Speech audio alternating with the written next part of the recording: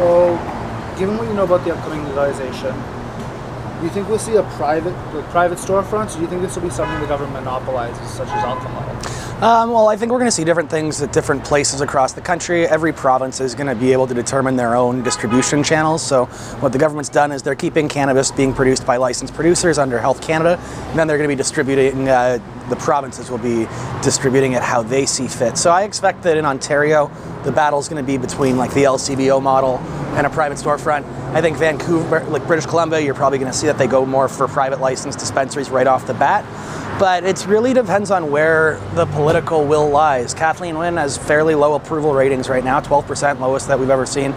So she might decide that it makes sense for her to go private licensed dispensaries because maybe she can pick up a lot of cannabis consumers who want to come out and vote for her. On the other side of it, she might be afraid that out of the 12% support that she has, she might lose more of that support because cannabis gets, if she goes with licensed dispensaries. So it's really hard to say, but that is one of the key issues that we're looking at right now. Do you believe marijuana could pose a significant tourist draw in a city like Windsor, just generally anywhere really in Canada along the border? Do you think pose a tourist draw? Yeah, so border towns are definitely poised to greatly benefit from when cannabis does become legalized, not just simply because there will be within an hour radius, we have like 10 million people going into Ohio, throughout Michigan. We're going to see people coming over just wanting to see what cannabis legalization looks like in Canada. So towns like Windsor, Niagara Falls, you're going to see some really good boosts to the local economy.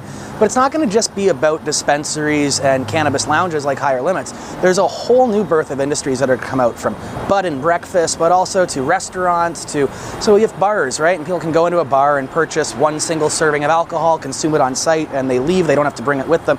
We're going to see establishments like that for cannabis. So there's going to be edible establishments, and then there's going to be bakeries. And so, you're going to see the primary industries are going to be numerous and throughout the country, but then there's going to be secondary and tertiary industries. So yeah, it's going to be a big boost for the economy, but also to tourism as well, as you noted. Now, as the owner of a marijuana-based business with Higher Limits and all that, do you see a boom coming in like cannabis lounges and other businesses such as that? Yeah, we expect that there will be more cannabis lounges that open up, but as I said, other businesses as well. When we first opened up, in a matter of about 2.5 months, there were 2 other lounges that opened up in Windsor. We were the first one ever in Southwest Ontario, and then we opened up and boom, 2 other ones opened, a dispensary opened up.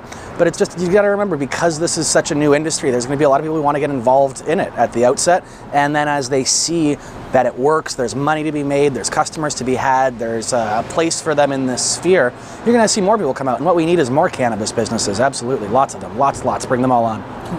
So now, given the political climate in the U.S., you think that's going to help the cannabis industry in Canada, seeing how they're so against it in the U.S. right now with the Trump administration? Do you think Americans could view Canada as a safe haven to come smoke?